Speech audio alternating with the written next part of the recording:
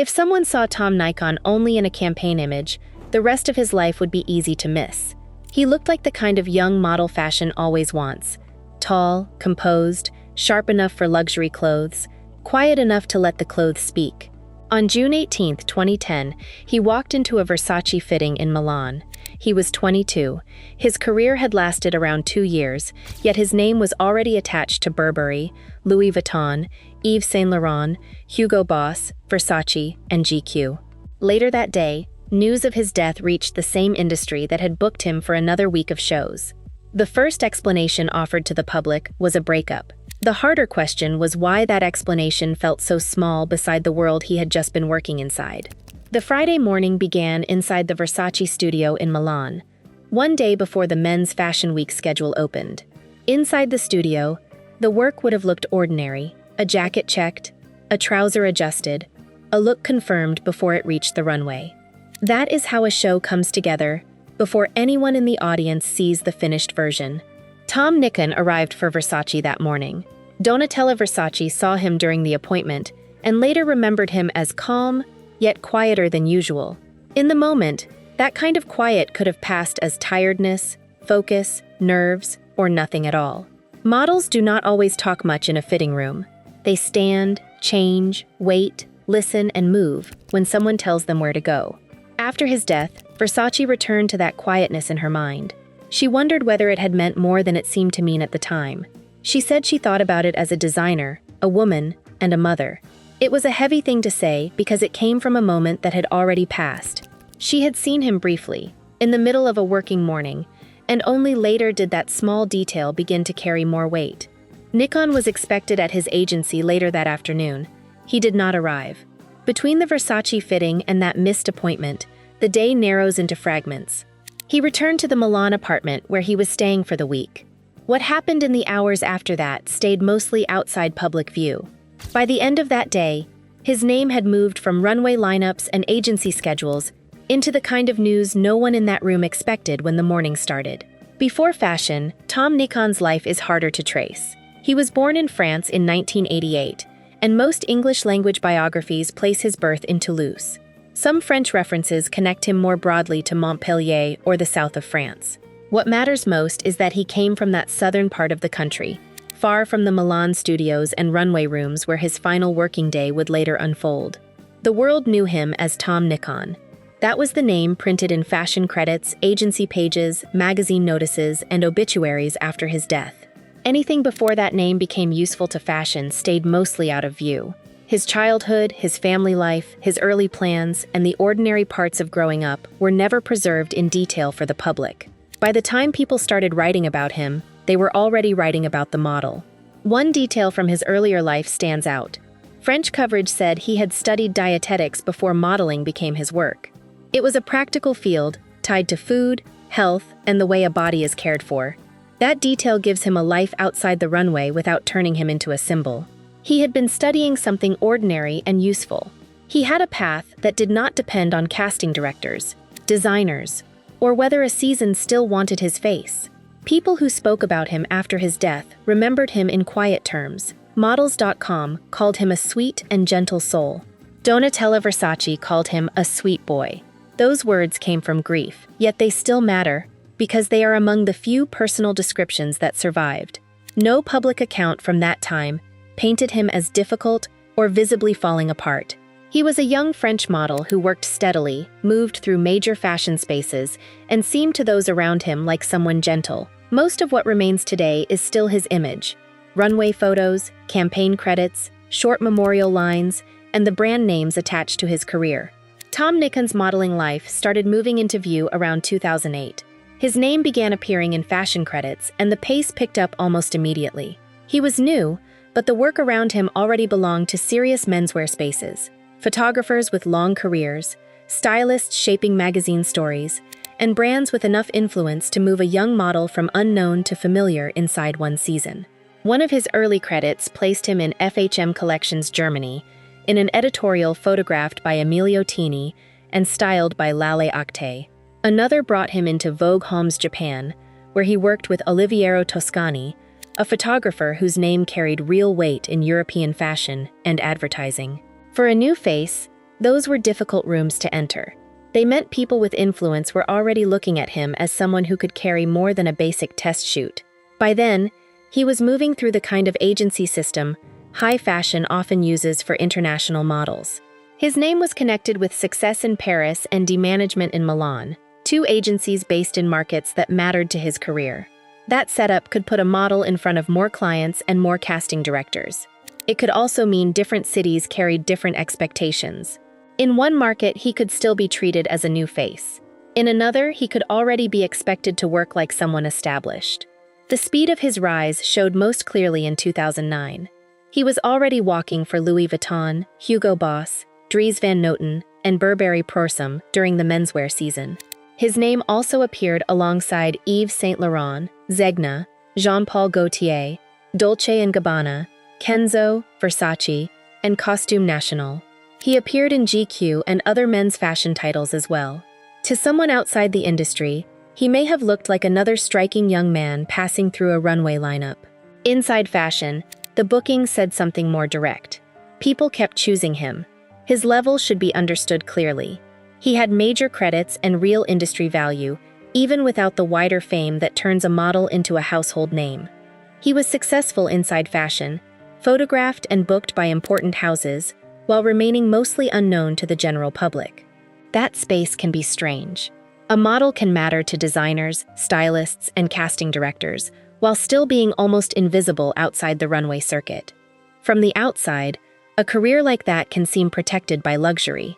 The clothes are expensive, the shows are exclusive, the photographs carry famous names. Behind those images, the work can feel much less secure. A model can be wanted for one season and replace the next. He can travel constantly, wait through castings, stand in rooms where every part of him is judged, and have little control over what happens after the next booking. Nicon's rise was real, and it was still young. The houses attached to his name show how quickly fashion had noticed him. They do not reveal how stable the work felt, how much support surrounded him, or whether the pace gave him room to think beyond the next season. His image was moving fast through European fashion, and that speed could look like certainty from a distance.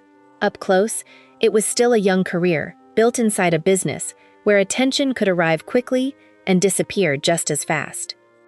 After his death, Burberry became the name people reached for first when they tried to explain who Tom Nicon had been in fashion. It was a shortcut, but not an empty one. Some obituaries called him the face of Burberry, and the phrase made his career sound instantly clear. A young French model connected to one of Britain's most recognizable luxury houses.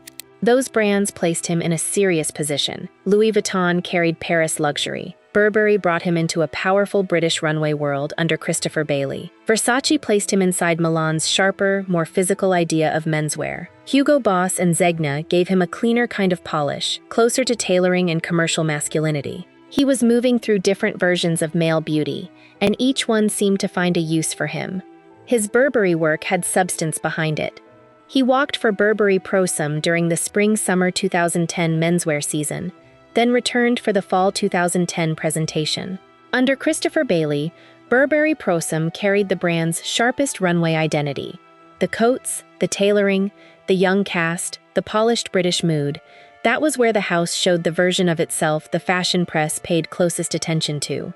Nicon was placed inside that world more than once.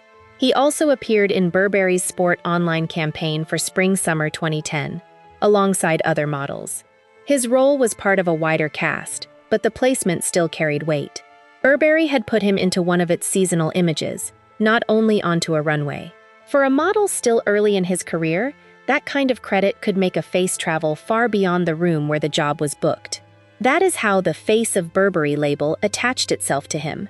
It was easy to remember, easy to repeat, and close enough to the truth to keep moving. The fuller version is more specific. He was a recurring Burberry runway model who also appeared in a Burberry sport campaign. That version may sound less dramatic, but it still places him at a serious level in European menswear. Burberry gave Nicon one of the strongest credits of his short career. It helped carry his face farther than his name. The images made him look polished, controlled, and already part of a larger fashion story. What they could not show was the young man outside the frame, the one whose life remained mostly private even as his image kept moving through the industry. Milan in June belongs to menswear.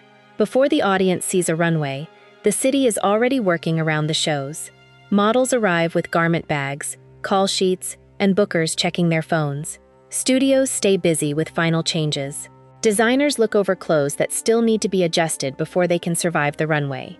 In 2010, the Men's Fashion Week schedule opened on June 19th and ran through June 22nd. Tom Nicon died on June 18th, one day before that calendar began. That timing stayed attached to his death because he was in Milan for the season. He had come for the same reason so many young male models came to the city that week, to be cast, fitted, photographed, and placed inside the collections. Milan was one of the major menswear capitals, and the week carried real weight for anyone trying to stay visible. A single show could keep a face in circulation. A strong season could make agencies and clients look again. By that point, Nicon was not arriving as an unknown. Fashion coverage already connected him to Yves Saint Laurent, Louis Vuitton, Burberry, Zegna, and Versace. He had the kind of credits that made his presence in Milan make sense before the week even began. The days before the shows can be more tense than the runway itself. The public sees the finished collection for a few minutes. The people working behind it live through the waiting, the changes, the calls, the uncertainty, and the constant movement from one place to another. Models can spend those days being checked, replaced, confirmed, or sent somewhere else with little warning. The work can look polished from the outside, while feeling much less steady inside it. Nikon's final day happened inside that pre-show pressure. He had work connected to Versace and another obligation waiting that afternoon. When he did not arrive, the ordinary rhythm of the day broke. By late afternoon, the story had moved from agency schedules and show preparation into police reports and calls no one expected to receive. Police treated his death as suicide.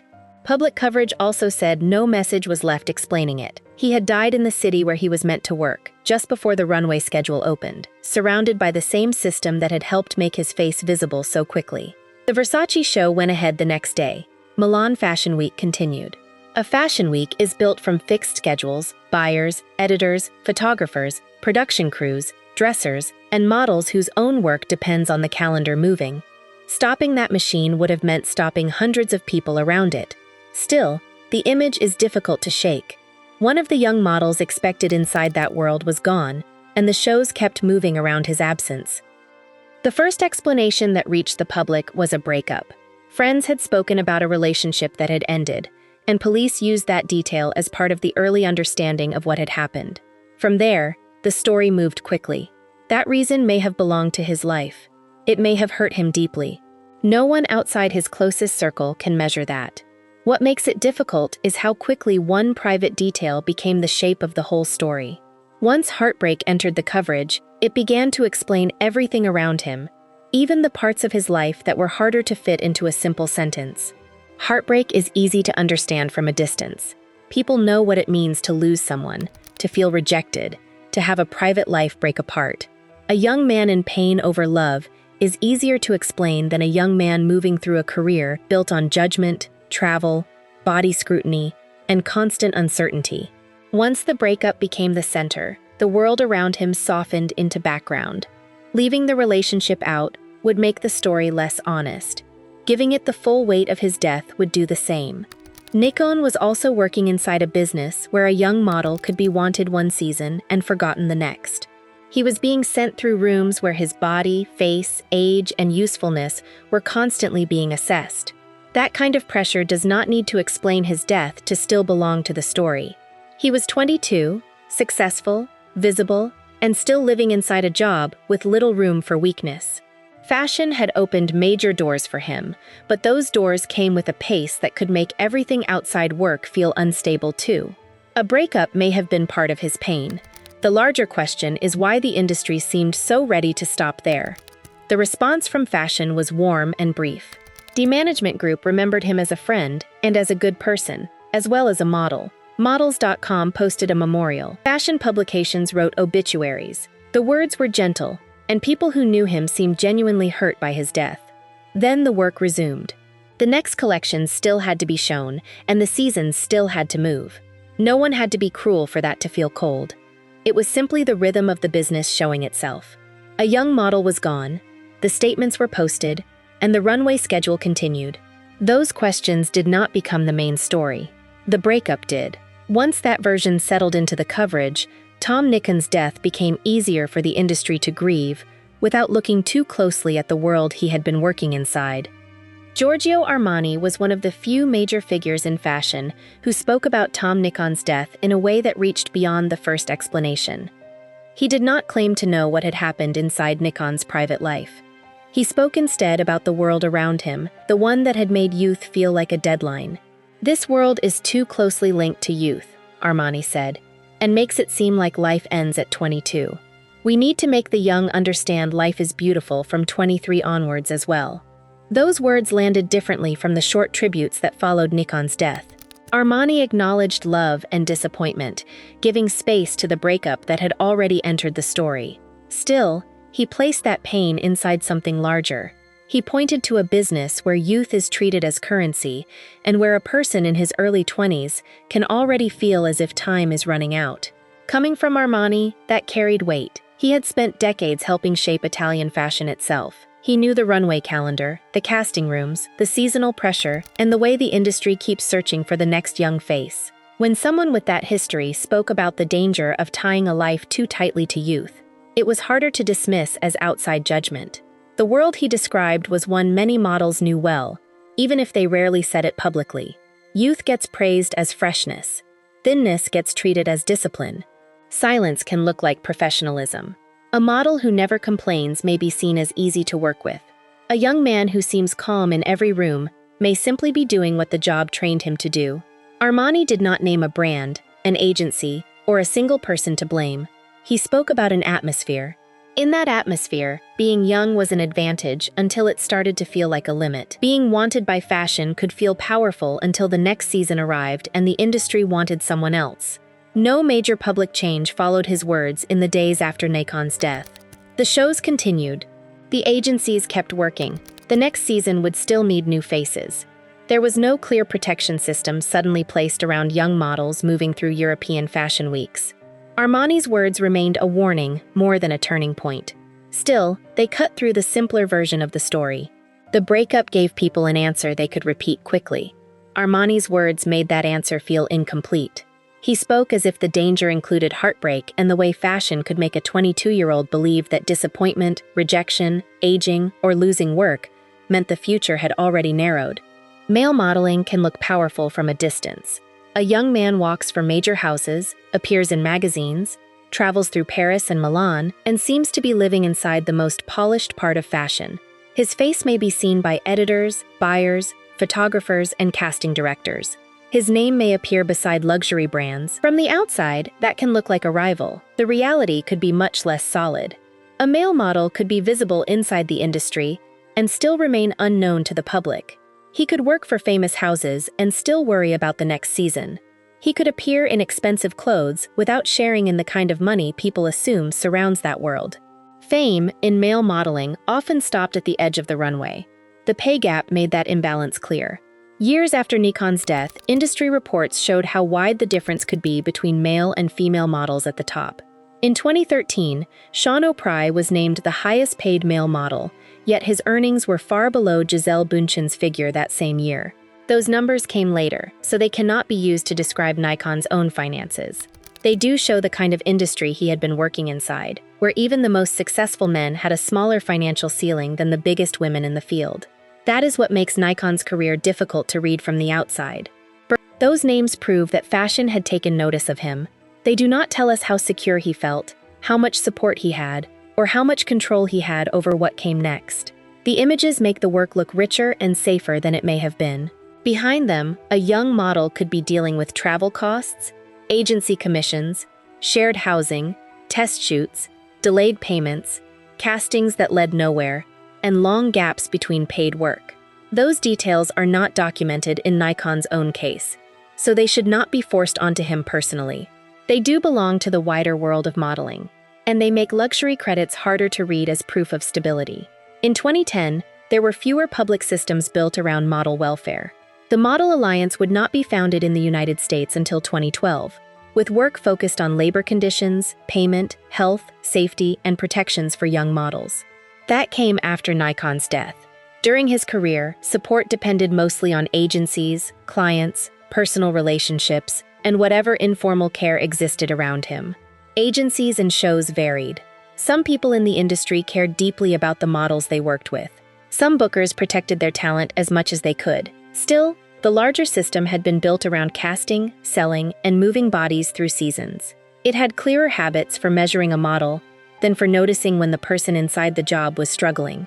That is the part of male modeling that often disappears behind the images.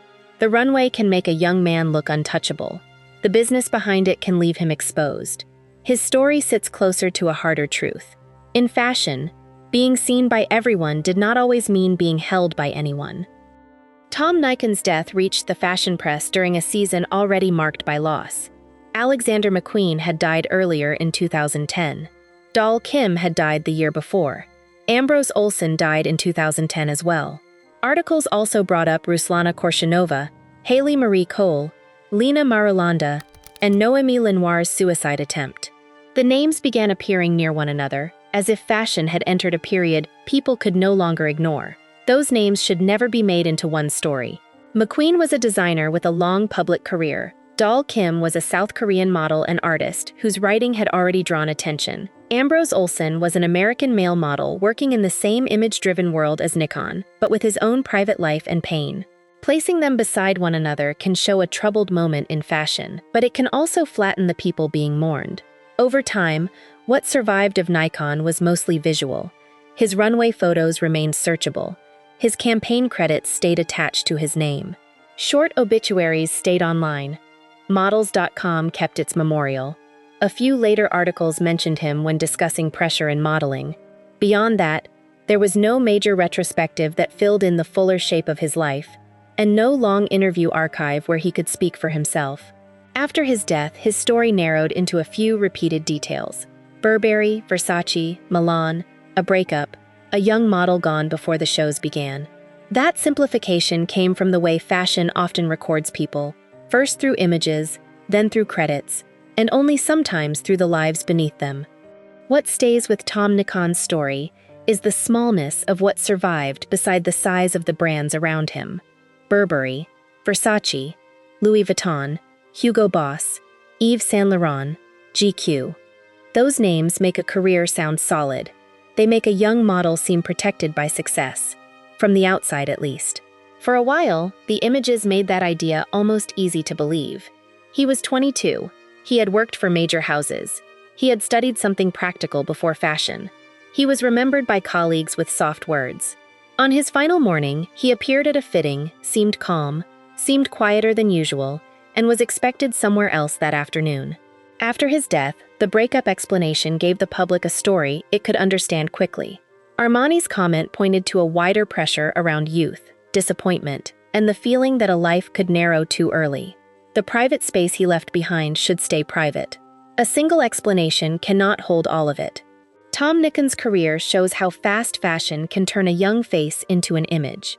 His death shows how quickly the same world can reduce a life to a headline. What remains is a young man from southern France, caught for a short time in the brightest part of menswear, then remembered mostly through the work that never had to know him fully in any lasting way.